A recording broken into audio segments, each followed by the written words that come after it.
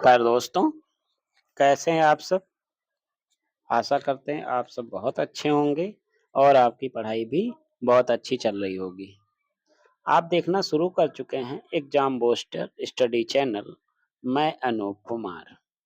दोस्तों, आज हम लेकर आए हैं आपके लिए कक्षा 7 भूगोल की बुक का अध्याय 3 हमारी बदलती पृथ्वी। तो जैसा कि आप जानते हैं, पृथ्वी पर आए दिन लगातार बदलाव होते रहते हैं और यह बदलाव किस तरह से हो रहा है इस पृथ्वी में होने वाली हलचलों से। तो आइए देखते हैं, इस लेसन को पढ़ेंगे और समझेंगे हम कि हमारी पृथ्वी में बदलाव कैसे आ रहे हैं। शुरू करेंगे। स्थलमंडल अनेक प्लेटों में विभाजित है, जिन्हें स्थलमंडलीय प्लेट कहते हैं। आपको यह जानकर आश्चर्य होगा कि ये प्लेट हमेशा धीमी गति से चारों तरफ घूमती रहती है। प्रत्येक वर्ष केवल कुछ मिलीमीटर के लगभग पृथ्वी के अंदर पिघले हुए मैग्मा में होने वाली गति के कारण ऐसा होता है। पृथ्वी के अंदर पिघला हुआ मैग्मा एक वृत्तीय रूप में घूमता रहता है, जैसा कि क्रियाकलाप में दिखाया गया है। तो दिखाया गया है, इस तरह से आप उसको देख सकते हैं। आगे देखेंगे। प्लेट प्लेट की इस गति के कारण पृथ्वी की सतह पर परिवर्तन होता है। पृथ्वी की गति को उन बलों के आधार पर विभाजित किया गया है, जिसके कारण ये गति ये गतियां ये गतियां उत्पन्न होती हैं, जो बल के आंतरिक भाग में घटित होते हैं। इन्हें अंतर्जनित बल या एंडोजेनिक फोर्स कहते हैं। एवं जो बल पृथ्वी की सतह पर उत्पन्न होते हैं, उन्हें बहिर्जनित बल या एक्सोजेनिक फोर्स कहते हैं। चित्र 3.1 के अंतर्गत अंतर्जनित बल कभी आकस्मिक गति उत्पन्न करते हैं, तो कभी धीमी गति, भूकंप एवं ज्वालामुखी जैसी आकस्मिक गति के कारण पृथ्वी की सतह पर अत्यधिक हानि होती है। इसे भी जान लेते हैं। क्या आप जानते हैं, एक रंगीन कागज की छोटी सी गोली लीजिए और इसे जल के आधे भरे बीकर में रख दीजिए। बीकर को तिपाई पर रखकर गर्म करें। जल गर्म होने पर आप देखेंगे कि गर्म जल की परतों के साथ कागज की गोली भी ऊपर उठती है और ठंडे पानी की परतों के साथ यह गोली नीचे बैठती है। पृथ्वी के अंदर भी इसी स्थिति अंदर स्थिति पिघला हुआ मैग्मा भी इसी प्रकार गति करता है। आइए जानते हैं, पृथ्वी की गति कितने प्रकार की होती है, इसके बारे में हम यहाँ पर देखने वाले हैं। तो पृथ्वी की गतियाँ मुख्य रूप से 2 प्रकार की होती हैं, अंतर्जनित बल और बहिर्जनित बल। तो अभी हम ऊपर पढ़ भी चुके हैं। अब हम जानेंगे अंतर्जनित बल कितने प्रकार का होता है। तो अंतर्जनित बल 2 प्रकार का होता है, आकस्मिक बल, दूसरा होता है पटल विरूपण बल। अब हम जानेंगे आकस्मिक बल कौन-कौन से होते हैं। तो आकस्मिक बल वे बल होते हैं जो कुछ क्षणों में ही पृथ्वी के ऊपर भयानक परिवर्तन लाते हैं और ये बहुत ही विनाशकारी होते हैं, जैसे भूकंप, ज्वालामुखी और भूस्खलन। वहीं पटल विरूपण बल धीरे धीरे पृथ्वी के ऊपर होने वाले, अंदर से बाहर की तरफ होने वाले परिवर्तन हैं, जैसे पर्वत निर्माणकारी बल। चलिए दूसरा जानेंगे, बहिर्जनित बल क्या होते हैं। बहिर्जनित बल वे बल होते हैं जो पृथ्वी के ऊपर अपर्दन और निक्षेपण के द्वारा पृथ्वी की समतल करते रहते हैं और ये बल 4 प्रकार के होते हैं। पहला नदी, दूसरा पवन, तीसरा समुद्री तरंग और चौथा है हिमनद के द्वारा पृथ्वी को काट छाट बराबर करने का काम करते हैं। चलिए स्थल मंडलीय प्लेट को भी देख लेते हैं।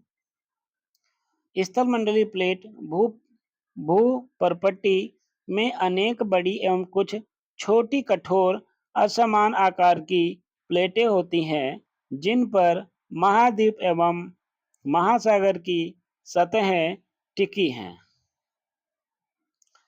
अब हम जानेंगे ज्वालामुखी। भू परपट्टी पर खुला एक ऐसा छिद्र होता है जिससे पिघले हुए पदार्थ अचानक निकलते हैं। तो यहाँ पर एक चित्र देख पा रहे होंगे, जिसमें यहाँ पर नीचे देखेंगे तो ये जो अंदर भरा रहता है इसे मैग्मा कहते हैं। क्या कहते हैं? मैग्मा कहते हैं। और जिस नली से जो मैग्मा बाहर आता है इसे मैग्मा नली कहते हैं।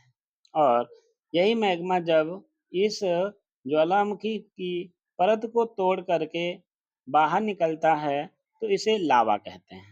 क्या कहते हैं? लावा कहते हैं। जब ये लावा नीचे बहता है, मैग्मा पृथ्वी के बाहर आकर लावा बन जाता है जब बाहर परत पर पिघलना बहना शुरू होता है। उसी तरीके से ज्वालामुखी के मुंह को हम क्रेटर कहते हैं। क्या कहते हैं? क्रेटर कहते हैं। और इसके लावा के साथ में मैग्मा के साथ में गैस और राख बाहर निकलती है और जलवाष्प भी इसके साथ बाहर आती है। तो यहाँ पर हम मुख्य चीज़ें ज्वालामुखी पर्वत के बारे में जान पाएंगे। मेटल होता है इसके नीचे, फिर वो पट्टी होती है, फिर इससे निकलने वाली गैस और राख तथा जलवाष्प होता है। इसके मुंह को क्रेटर कहते हैं और यही क्रेटर जब अधिक बड़ा हो जाता है और उसमें पानी भर जाता है तो उसे कल्डेरा कहते हैं और इसको निकास नली कहेंगे। और ये मैग्मा कोस्ट होता है जहाँ पे ये मैग्मा अंदर ज्वालामुखी पर्वत के अंदर भरा रहता है। आइए क्रियाकलाप जान लेते हैं। इसको थोड़ा सा हम जानेंगे। कुछ शब्दावलियां होती हैं, जैसे एंडो का मतलब है अंत और एक्सोस माने होता है बाहा, यानी अंदर से बाहर आने की क्रिया को एंडोफोसिस कहते हैं। प्लस जैनिक, जैनिक का मतलब होता है उत्पत्ति। उत्पत्ति दो प्रकार से होता है, एंडोजेनिक और एक्सोजेनिक। ठीक है, ये शब्दावली भूगोल की है, इसको आप जान लेंगे। ठीक है, आगे बढ़ेंगे। एक छोटा सा क्रियाकलाप देख लेंगे। एक बर्तन लें, उसे जल से भरकर ढक्कन से बंद कर दें तथा जल गर्म करने के लिए रख दें। अब कुछ मटर, चम्मच और मोती ढक्कन के ऊपर रख दें। आप क्या देखते हैं? जैसे ही जल में उबाल आता है, ढक्कन भी हिलने लगता है। जो वस्तुएं आपने ढक्कन के ऊपर रखी हैं, उनमें कंपन होने लगता है। दाने नीचे जाते हैं और चम्मच के कंपन से ध्वनि उत्पन्न होती है। इस गति इसी भांति जब भूकंप आते हैं तो पृथ्वी में कंपन उत्पन्न होने लगता है। चलिए आगे जानेंगे। यहाँ पर आप देख पाएंगे भूकंप मूल है यानी उद्गम केंद्र है, वह स्थान जहाँ भूकंप उत्पन्न होता है वह भूकंपी केंद्र का उद्गम केंद्र कहलाता है। ठीक है, और जहाँ पर ऊपर पहुँचता है भूकंप यानी इस एरिया पर इसे हम अधिकेंद्र कहेंगे।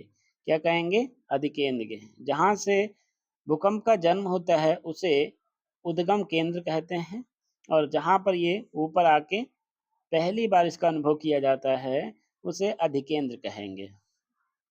उसके बाद यह अन्य प्लेटों में भी बट जाता है इस तरह से, तो इसे प्लेट सीमा कहेंगे और भूकंप तरंग दिशा में बाहर की ओर निकलने लगती हैं। ठीक है, तो आगे चलेंगे। यदि भूकंप की भविष्यवाणी संभव नहीं है, लेकिन यदि हम से तैयार रहें पहले से तैयार रहें तो इसके प्रभाव को निश्चित रूप से कम किया जा सकता है। स्थानीय लोग कुछ सामान्य तरीके से भूकंप की संभावना का अनुमान लगाते हैं, जैसे जानवरों के व्यवहार का अध्ययन, तालाब में मछलियों की उत्तेजना, सांपों का धरातल पर आना, ये भूकंप आने के कुछ लक्षण हो सकते हैं। एक आप चित्र देख पा रहे होंगे, ये गुजरात में भूकंप द्वारा विनाश किया गया एक चित्र दिख रहा होगा 3.4 में। वहीं एक एक वस्तु स्थित अध्ययन किया गया है। भुज में भूकंप के झटके महसूस किए गए थे। 26 जनवरी 2001 को भुज शहर में रिएक्टर स्केल पर 6.9 की तीव्रता वाला भूकंप भीषण भूकंप का अनुभव किया गया। 2 नंबर, सर्वाधिक सर्वाधिक प्रभावित स्कूलों की इमारतें गिरने से कम 971 छात्रों एवं 31 शिक्षकों की मौत की आशंका है। 4, भूकंप की तबाही। भुज की भुज में आए भूकंप की तबाही से फोन लाइनें, जल पाइप लाइनें, विद्युत स्टेशन एवं संचार लाइनें सभी अवरोधित हो गए थे। वहीं 5 नंबर में देखेंगे, शहर में आग, चारकोल और अंगीठियों के पलटने के कारण अनेक स्थानों पर आग लग गई थी। वहीं 6 नंबर पे देखेंगे तो भूकंप प्रभावित क्षेत्र में आपातकाल की घोषणा, राष्ट्रपति ने आपातकालीन स्थिति की घोषणा की थी। वहीं 7 नंबर पर मुख्यमंत्री की केंद्र से अपील, गुजरात सरकार ने इस संकट का सामना करने के लिए केंद्र से वित्तीय सहायता की मांग की थी। तो इस तरह से देख पाएंगे कि भुज में बहुत ही तीव्रता का साथ भूकंप आया हुआ था। क्या आप जानते हैं? इसको भी जान लेते हैं भाई। भूकंप का मापन एक यंत्र से किया जाता है जिसे भूकंप लेखी कहते हैं। भूकंप की तीव्रता रिएक्टर स्केल पर मापी जाती है। जिस भूकंप की तीव्रता 2.0 अथवा इससे कम होती है उसका प्रभाव नहीं के बराबर होता है। जिस भूकंप की तीव्रता 5.0 होती है वह वस्तुओं के गिरने से क्षति पहुंचा सकता है। जिस भूकंप की तीव्रता 6 अथवा इससे अधिक होती है वह बहुत शक्तिशाली, और जिसकी तीव्रता 7.0 अथवा अधिक होती है वह सर्वाधिक शक्तिशाली समझा जाता है। एक बार क्रियाकलाप पर भी नजर डाल लेते हैं। भूकंप के पश्चात समाचार पत्रों के मुख्य समाचारों के रूप में दिए गए भूकंप एक वस्तु स्थिति अध्ययन पढ़ें। इस घटना को क्रमानुसार श्रेणीबद्ध करें। कल्पना करें कि यदि स्कूल समय के बीच में अचानक भूकंप आ जाए तो आप अपनी सुरक्षा के लिए क्या कर सकते हैं? भूकंप के भूकंप से बचाव की तैयारी। भूकंप के दौरान जहां आश्रय लें यानी कहाँ आश्रय ले सकते हैं इसके बारे में थोड़ी सी जानकारी हमको होनी ही चाहिए। सुरक्षित स्थान, रसोई के काउंटर या मेज के नीचे, दीवार के अंदरूनी कोने में इससे दूर रहें। आग वाले स्थान, चिमनी के आसपास तथा टूट सकने वाली खिड़कियां, दर्पण, तस्वीर फ्रेम से इसे दूर रहना चाहिए हमें। पहले से तैयार रहें। अपने दोस्तों एवं परिवार सदस्यों के बीच जागरूकता फैलाएं एवं आपदा का सामना विश्वास से करें। ठीक है? क्योंकि ये अचानक आता है और बहुत ज़्यादा तबाही मचा कर जाता है। इसलिए जानकारी ही इसका बचाव है। चलिए आगे जानेंगे। मुख्य स्थलाकृतियाँ क्या बनती हैं, इसको भी जान लेंगे। अपक्षय एवं अपर्दन द्वारा दो प्रक्रम द्वारा भूदृश्य लगातार विघटित होती रहती है। पृथ्वी की सतह पर शैलों के टूटने से अपक्षय की प्रक्रिया होती है। भूदृश्य पर जल, पवन, हिम जैसे विभिन्न घटकों के द्वारा होने वाले क्षय को अपर्दन कहते हैं। वायु, जल आदि अपर्दित पदार्थों को एक स्थान से दूसरे स्थान पर ले जाते हैं और फलस्वरूप एक स्थान पर निक्षेपित करते हैं। अपर्दन एवं निक्षेपण के ये प्रक्रम पृथ्वी के धरातल पर विभिन्न स्थलाकृतियों का निर्माण करते हैं। आइए जानते हैं नदी के कार्य।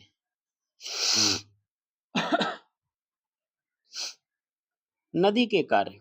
ये दृश्य भूमि का अपर्दन होता है। जब नदी किसी खड़े ढाल वाले स्थान से अत्यधिक कठोर शैल पर खड़े ढाल वाली घाटी में गिरती है तो यह जलप्रपात बनाती है।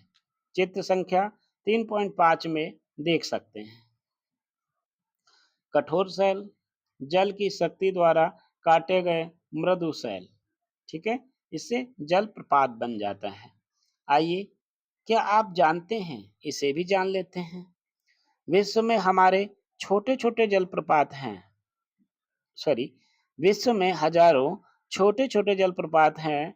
सबसे ऊंचा जलप्रपात दक्षिण अमेरिका के वेनेजुला का एंजल जलप्रपात है। अन्य जलप्रपात उत्तरी अमेरिका में कनाडा तथा संयुक्त राज्य अमेरिका की सीमा पर स्थित नियाग्रा जलप्रपात है और अफ्रीका के जाम्बिया एवं जिम्बाब्वे की सीमा पर स्थित विक्टोरिया जलप्रपात है। ये आप दृश्य देख पाएंगे, यह नियाग्रा जलप्रपात का एक चित्र दिखाया गया है। आगे देखेंगे। जब नदी मैदान क्षेत्र में प्रवेश करती है तो वह मोड़दार मार्ग पर बहने लगती है। नदी के इन्हीं बड़े मोड़ों को विसर्प कहते हैं।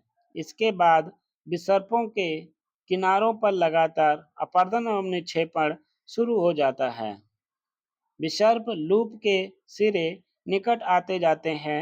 समय के साथ विसर्प लूप नदी से कट जाते हैं और एक अलग झील बनाते हैं, जिसे चापा झील भी कहते हैं।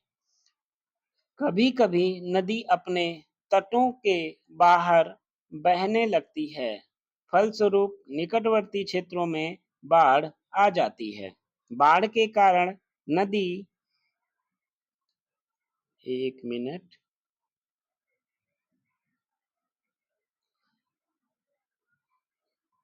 के कारण नदी के तटों के निकटवर्ती क्षेत्रों में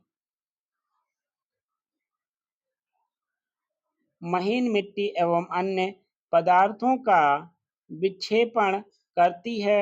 ऐसी मिट्टी एवं पदार्थ को अवसाद कहते हैं। इसके समतल उपजाऊ बाढ़कृत मैदान का निर्माण होता है। नदी के उच्छिप्त तटों को तटबंध कहते हैं।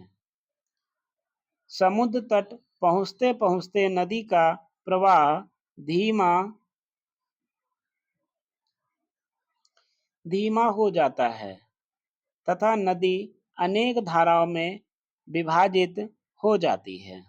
तो इधर आप बाढ़ग्रस्त मैदान का एक चित्र दिखाया गया है और ये इसकी नदी के जो मोड़ हैं उसे विसर्प कहते हैं और जो किनारे नदियाँ मोड़ पर अपना स्थान छोड़ देती हैं, उसे चापा झील या छाड़न झील के नाम से भी इनको जानते हैं। चलिए आगे देखेंगे। नदी कुछ करके सीखते हैं, इसको भी देख लेते हैं। आओ कुछ करके सीखें। विश्व की कुछ नदियों के नाम ढूंढें जो डेल्टा का निर्माण करती हैं। इसको आपको अपने आप बनाना है। एक वितरिका के रूप में जो डेल्टा बनाती है उसके बारे में यहाँ पे एक चित्र दिया गया है। मुख्य नदी है और ये जब समुद्र में गिरने से पहले अपना जल बहुत सारी वितरिकाओं में बांट देती है और अपने द्वारा लाई गई रेत और सिल्ट को समुद्र में छोड़ देती है, जिसे हम डेल्टा कहते हैं। आगे देखेंगे। धारा में विभाजित हो जाती है, जिसको वितरिका कहा जाता है। यहाँ नदी इतनी धीमी हो जाती है कि वह अपने साथ लाए मलबे का निक्षेपण करने लगती है।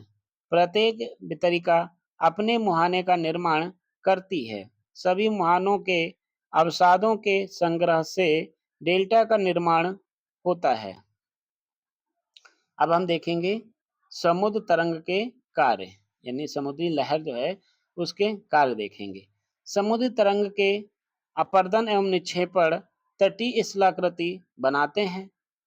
समुद्री तरंग लगातार शैलों से टकराती रहती है, जिससे दरार विकसित जिससे दरार विकसित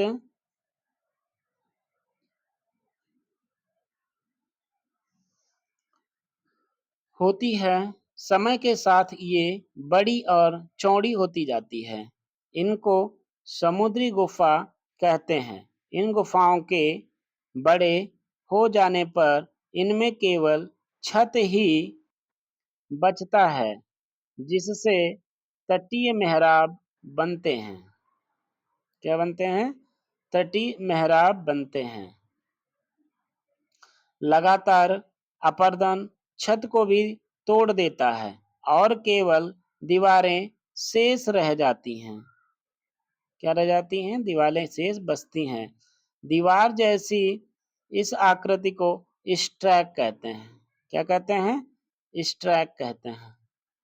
समुद्री जल के ऊपर लगभग ऊर्ध्वाधर उठे हुए ऊंचे शैलीय तटों को समुद्र भृंगु कहते हैं। समुद्री तरंगें किनारों पर अवसाद जमा कर समुद्री पुलिन का निर्माण करती है। हिमनद के कार्य। हिमनद तथा हिमानी बर्फ की नदियां होती हैं। हिमनद अपने नीचे की कठोर परतों से गोलाश्मी मिट्टी और पत्थरों को अपरदित कर देती हैं और गोलाश्मी मिट्टी एवं पत्थरों से भूदृश्य का अपरदन करती हैं। हिमनद गहरे गर्तों का निर्माण करते हैं। पर्वतीय क्षेत्रों में बर्फ पिघलने से इन गर्तों में जल भर जाता है और वे सुंदर झील बन जाते हैं। हिमनद के द्वारा लाए गए पदार्थ जैसे छोटे बड़े शैल, रेत एवं तलछट मिट्टी निक्षेपण होते हैं। ये निक्षेप हिमनद हिमोण का निर्माण करते हैं। अब हम देखेंगे पवन के कार्य। क्या आपने कभी रेगिस्तान देखा है? बालू टिब्बे के कुछ चित्र एकत्र करने का प्रयास कीजिए। रेगिस्तान में पवन अपरदन एवं निक्षेपण द्वारा प्रमुख कारक है। रेगिस्तान में आप छत्रक के आकार के शैल देख सकते हैं, जिन्हें सामान्य छत्रक शैल कहते हैं। पवन शैल के ऊपरी भाग की अपेक्षा निचले भाग को आसानी से काटती है, इसलिए ऐसी शैल के आधार संकीर्ण एवं शीर्ष विस्तृत होते हैं। पवन चलने पर यह अपने साथ रेत को एक स्थान से दूसरे स्थान पर पहुंचाती है।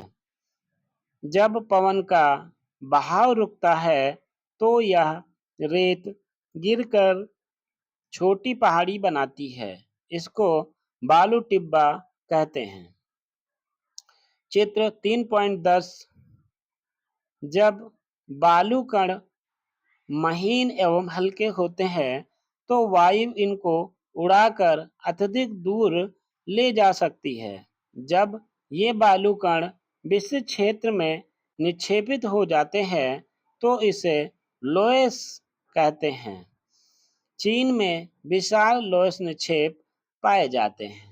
तो ये कक्षा 7 का लेसन पृथ्वी हमारी बदलती पृथ्वी यहीं पर समाप्त हो जाएगी।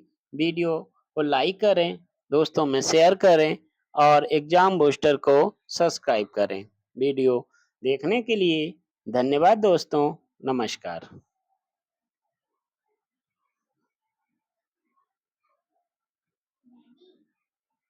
एक मिनट बेटा।